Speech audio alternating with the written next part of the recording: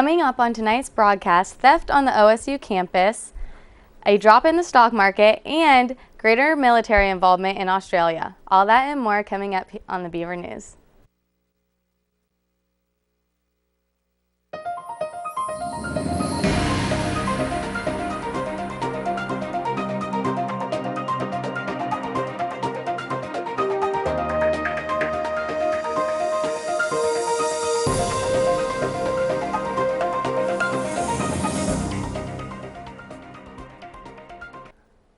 Good evening and welcome to your Wednesday night edition of the Beaver News. I'm Anthony Brost. And I'm Courtney Cossette. College Algebra, better known as Math 111, is the most failed class on campus, with 35 to 50% of the participating students not passing. Not only is this course the most failed class here at Oregon State University, but the state of Oregon as well, and possibly even the nation, reports David Shumway of the Daily Barometer. The course has been a topic in the Daily Barometer numerous times throughout the years, most notably in 2009 with the article Math 111 continues to be a slippery slope for students, and in 2007 in Course in Need of Solution. One name in particular has reappeared in every article to date: Peter Willard Argyris, an instructor in the OSU Math Department who has been teaching Math 111 for over a decade and arguably knows more than anyone on campus about the reasons so many students consistently fail. Argyris explains that the first part of the class is all review from high school math. Therefore, the students who fail the first midterm are not coming in prepared. He also explains that the message, "This is a slow-paced review math course," is sent to students, and the attendance rate drops dramatically after the first couple lectures. However, rest assured, fellow Oregon State students, because Argyris also said that University of Oregon has the same problem, Portland State University has the same problem, virtually every single university across the country has the same problem. David Shumway of the Daily Barometer reports that new evidence is suggesting that fatherhood can be a positive medicinal experience to men.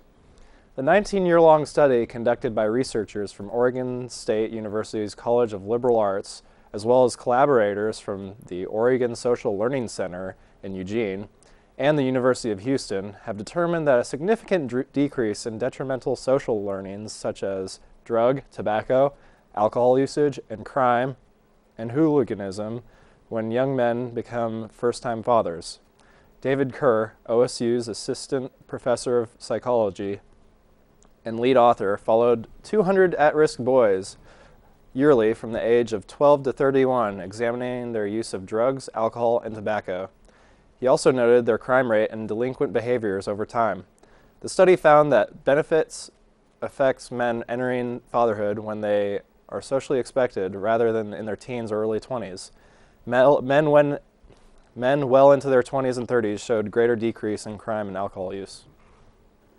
13 motorcycles and 2 scooters were stolen from Team Oregon in a robbery off 30th Street near Oregon State campus last month. Team Oregon is a cooperative venture between Oregon Department of Transportation and Oregon State University that provides rider training skills to motorcyclists.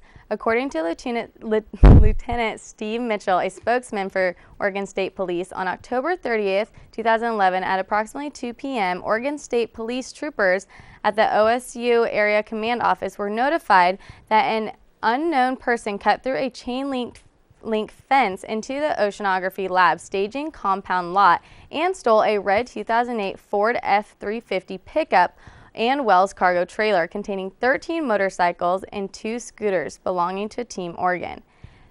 The pickup and trailer were found the next day on Highway 228 with only 6 motorcycles inside and the rest missing. So far, there are no suspects or leads to this case, and the questions of who committed the crime and how is still being investigated. Anyone with information regarding this theft is urged to notify the Oregon State Police, Oregon State University Area Command Office at the number below. More than 200 people in LaSalle's Stewart Center watched a screening of the award-winning film Green Fire, Aldo Leopold, and A Land Ethic for Our Time.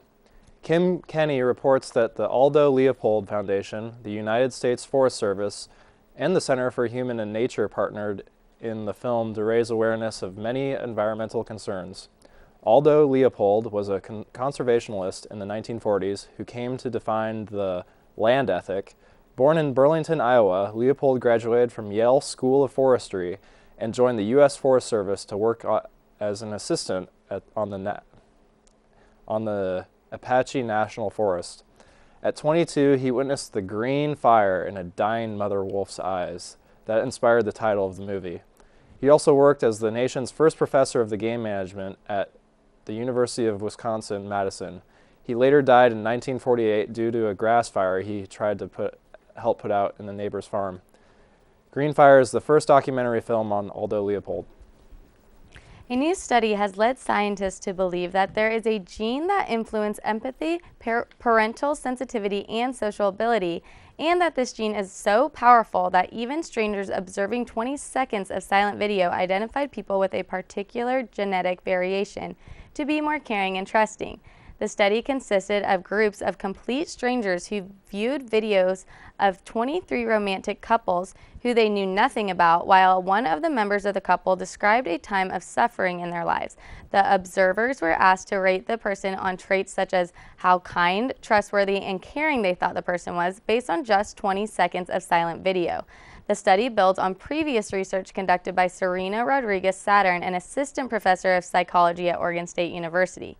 Saturn and her colleagues linked a genetic variation that affects hormone neurotransmitter oxytocin's receptor to empathy and stress reactivity.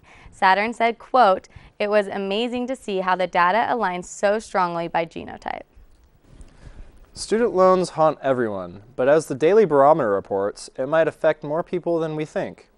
At OSU alone, approximately 60% of students take out loans each year, and the average debt of graduating students will be around $22,000, according to Doug Severs, the Director of Financial Aid and Scholarships. In a recent poll by Generation Opportunity, a nonprofit organization that seeks to educate Americans on the nation's challenges, more than 1 in 4 Americans aged 18 to 29 report that they will have a delay repaying student loans and other debt because of the poor state of the economy. Paul Conway, the president of Generation Opportunity and former U.S. Department of Labor Chief of Staff, says, quote, "The heart of the matter here is that young Americans need jobs in order to repay any debts, including student loans, and to plan for the future. Elected officials in both parties should put as much energy into allowing the private sector to create jobs as they do preparing for the next election." We're going to take a quick break, but we'll be back with your national stories as well as a weather update when we return. Stay tuned. Pants, pants, pants. I am folding the pants. The pants are long. Do they go on my head? Do they? Do the pants go on my head? No. They go on. Everyday moments can become teaching moments because learning starts long before school does. Give your child the start they need at bornlearning.org. So you can't save money? That's easy as pie. Brown bag your lunch instead of going out. $6 save times 5 days a week times 10 years is $21,000. That's a lot of lettuce. Small changes today, big bucks tomorrow. Feedthepig.org. Hair loss. Now this rash on my face, what's going on? For answers, ask your doctor the right question. Could I have lupus?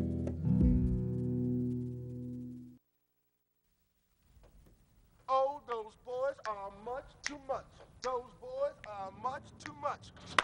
We got the spirit. We're hot. We can't be stopped. We got the spirit. We're hot. We can't be stopped. We're going to beat them and bust them.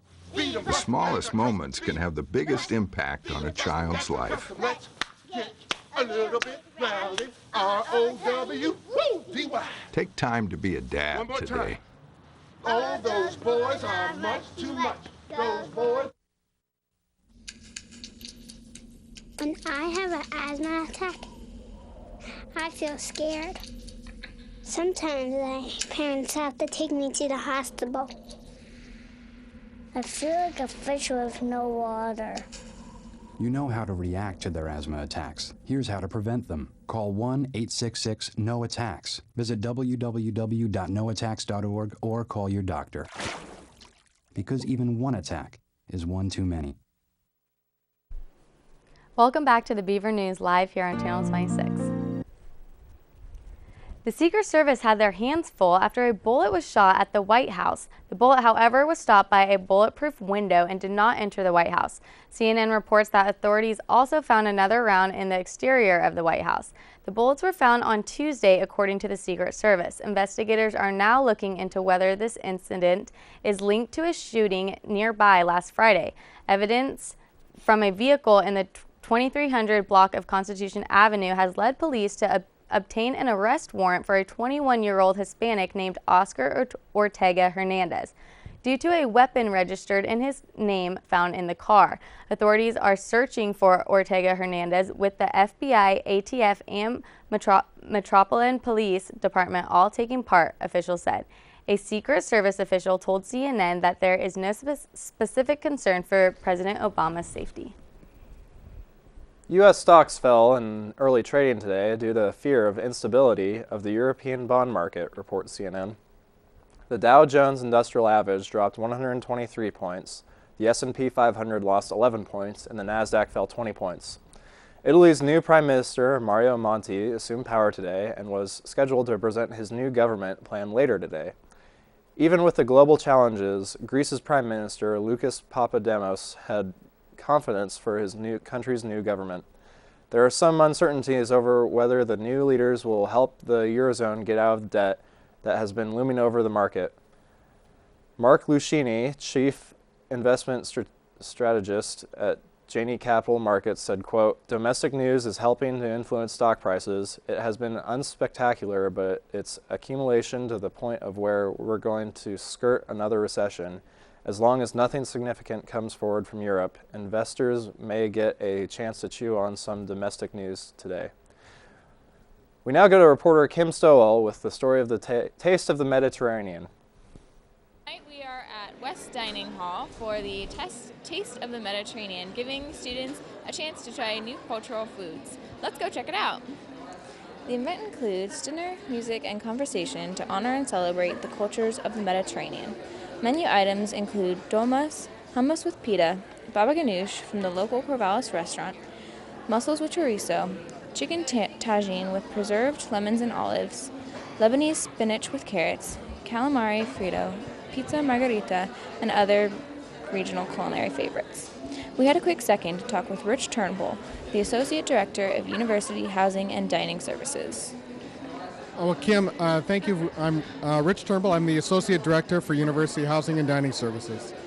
Okay, perfect. And how many years has this event been going on?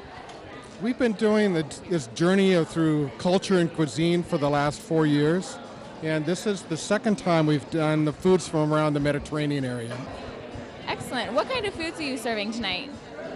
Well, tonight we're celebrating the cultures of Greece and Spain and North Africa and Italy, and the whole area around the Mediterranean Sea. And so it's almost like a history of the spice trade as we bring just some amazing flavors of coriander and cinnamon and cardamom and whatnot to the foods we're serving tonight. We expect about 800 guests, students, folks from Corvallis, as well as faculty and staff members at tonight's event. And part of what we do is we do it as a prelude to International Education Week. And so it's really celebrating the cultures of the students that are attending OSU. Perfect. Thank you so much for your time. Thank you very much, Kim. That's a look at the culture and food of the Mediterranean. This event is put on by OSU's International Education Week. Be sure to stay tuned to KBVR for more events. Back to you in the studio. A Texas teenage girl committed suicide last week, but before taking her own life, she poured out her heart on Twitter. Last Tuesday, 18-year-old Ashley Belisano reportedly sent 144 tweets in just 6 hours detailing her experience of years of sexual abuse. Belisano's mother, Tiffany Ruiz-Leskinen, believes that the law enforcement failed her daughter and told CNN's Brooke Baldwin that Ashley felt like nothing was ever going to be done, nor would anyone ever believe her about the sexual abuse she had endured over the years. According to one tweet, the final straw for Belisano was a phone call telling her it was unlikely her alleged abuser would ever be prosecuted, and that shortly before killing herself, she addressed a message to anyone paying attention to her Twitter account. Her mother recalls how Belisano felt like she was the one under investigation, and that the officials who handled her case were very insensitive. Earlier this year, Child Protective Services conducted a thorough 5-month investigation and were unable to confirm that abuse had occurred. However, because of Ashley's death, they are taking a second look at the case, and their focus will be to ensure that any remaining children in the household are free from abuse. A real-life mystery is trying to be solved by the producers of Sesame Street. The show is searching for the original actor who played the character of Gordon 42 years ago. There have been many actors who have played Gordon over the years, Roscoe Orman being the most well-known, having been in the role since the 6th season, but little is known who the actor was in the original unaired pilot of the show. CNN reports that the Sesame Street has posted a clip of the man in the pilot and is asking the internet for its help. The known actor from the pilot cannot recall who the man is. The show is asking anyone who may have a lead to email them. The speculation is that the show wants to put together a reunion of those who participated in the first episode. We now go to the weather update with Brittany Warr.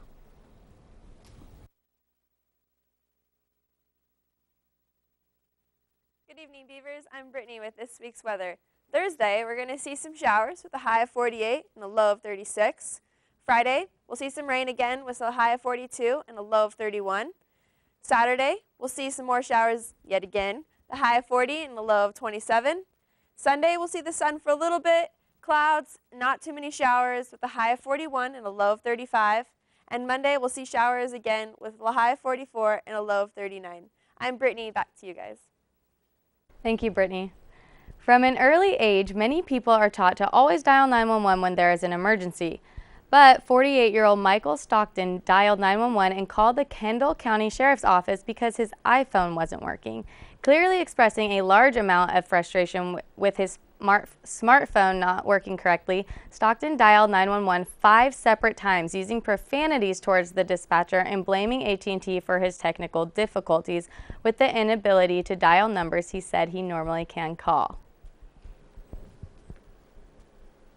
CNN is reporting that a study has led to the connection between man-made chemicals known as trichloroethylene to Parkinson's, according to the Annals of Neurology, Monday. Dr. Samuel N. Goldman, Associate Professor of Clinical Research at the Parkinsons Institute, says, quote, "The fact that we were able to find a 6 to 10-fold increase risk in the exposure, I think, is very meaningful," end quote. TCE and PERC are tetrachloroethylene and perchloroethylene. These are found in metal degreasers, metal cleaners, paint spot removers, and carpet cleaning fluids. Goldman interviewed twins from the National Research Council World War II Veteran Twins Registry, asking details on job specifics to determine the exposure of certain solvents. By working with the twins, Goldman and his team could account for genetic and lifestyle factors and focus on a job difference between each brother, one of who had Parkinson's. They found that exposure to TCE, PERC, and carbon tetrachloride were all associated with the increased risk of the neurodegenerative disease. Goldman's study has data to support that disease is caused by a combination of genetic and environmental factors. Michael S. Okun, medical director of the National Parkinson's Foundation, said, quote, "In Parkinson's disease, research has been pointing in the direction supporting the notion that genetics loads the gun and the environment pulls the trigger." Facebook has been hit by a hack that exploited images including porn, extreme violence, and other graphic content that spread across the site over the past couple days. Spokesman Frederick Wolin said Facebook's security team had been working to identify the cause of the spam and that they had eliminated most of the spam. Facebook's Wolins said the users were tricked into pasting malicious script into their browser URL bars, causing them to unknowingly share the offensive content. Even several CNN.com staffers reported seeing some of the images by Tuesday morning. No data or account information was compromised during the attack. The site advised users never to copy and paste unknown code into their browser bars. Always use up-to-date browsers and use the report links on Facebook to report suspicious activity when they see it. Facebook did not say anything about who may have been behind the attacks. In other news where Facebook is unheard of, many of us take washing our hands with soap and water for granted, but in developing countries around the world, millions of children lack the resources of just soap and clean water to wash their hands, and even the familiar ability and knowledge of the simple act we practice multiple times a day. Across the globe, 2.4 billion people do not have access to clean sanitation, according to the World Health Organization. CNN reports that an estimated 1.5 million children die every year because their immune systems are not mature enough to battle diarrheal and respiratory diseases spread in contaminated environments. Sicknesses related to contaminated water supplies and poor human hygiene tend to plague poorer regions in sub-Saharan Africa, Central and South America, East Asian, and the Caribbean. The nonprofit Global Soap Project, which works with more than 300 hotels across the country who recycle gently used soaps from hotels and send them to a reprocessing location near Atlanta, where then the soap is stripped clean, reprocessed, and then tested to make sure there is no trace of bacteria left. The bars are then cut into smaller pieces and shipped to nations such as Haiti, Kenya, Swaziland, and Uganda. Do you have a fear of flying? Well, here's another worry to add to your list. Cockroaches. A couple from North Carolina, Harry Marsh and Caitlin Rush, are suing AirTran Airways, and CNN reports the claims of insects appearing after takeoff, and when the flight attendants were notified, they failed to remedy the problem. Marsh's complaint states that all paying guests of the airline are entitled to clean, pest-free services, and, quote, "These roaches and other pests caused great distress to a number of passengers throughout the flight," end quote. The claims against the airlines include negligence and recklessness, infliction of emotional distress, nuisance, false imprisonment, and unfair and deceptive trade practices. The claim is for more than $100,000. AirTran denies most of the allegations. The United States announced earlier today that an agreement with Australia was made which will expand military cooperation between the longtime allies and boost America's presence in the region. This two-day trip marked Obama's first visit to Australia as Commander-in-Chief. Under the agreement, up to 250 U.S. Marines will be sent to Darwin and the northern region of Australia for military exercises and training. CNN reports that over the next several years, their numbers are expected to climb to 2,500, a full Marine ground task force. While U.S. officials noted the need to respond to regional natural disasters as a reason for the agreement, concern over China's military expansion is widely acknowledged as a driving factor as well. Analysts say the deal sends a message to China in a less confrontational way than building up bases closer to Chinese shores. However, during his news conference, Obama insisted that the notion that we fear China is mistaken. After nearly 8 months of quarantine, journalists were finally able to get a first-hand glance at the radiated area around Japan's Fukushima Daiichi nuclear facility. As reported by CNN, a 9-point magnitude earthquake released a massive tsunami and hit Japan on the 11th of March. It killed more than 15,000 people instantly and also caused a nuclear meltdown with the Daiichi plant, which is located approximately 150 miles north of Tokyo. It's been rated a level 7 event on the scale of nuclear disasters. This is the highest, and it puts it on par with the 1986 Chernobyl disaster. To prevent further radiation leaks and explosions, a 20-kilometer quarantine radius was placed around the plant as workers tried to gain control of the crisis. It was determined safe enough to traverse with the requirement of individuals wearing protective suits. According to Japan's Atomic Energy Commission, decommissioning the first 4 reactors will take more than 30 years to complete, but estimates on the decay of radiation spill are yet unknown. A 9-seater minibus collided with a coal truck earlier today in northwest China's Gansu province, killing 18 children and 2 adults. The small bus was carrying 64 people, CNN reports, with most of the passengers being children from a kindergarten class. The borough blames overloading and reports that the driver of the bus, along with 5 other passengers, were pronounced dead at the scene, while the death of the others was later announced.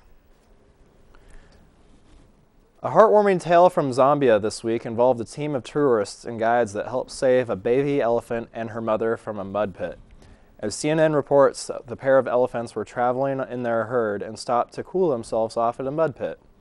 However, after a few minutes, the mother and her child found that they couldn't get out of the pit no matter how much they had tried. According to eyewitnesses, reports of the other members of the herd tried to help, but the elephants were too deep. After watching this display, the tourists and the guides of the Kapani Safir Lodge felt that they could help where the herd couldn't.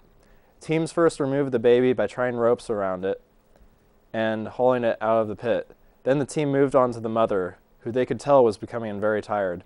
Using a tractor, the team was able to reunite the two elephants on solid ground.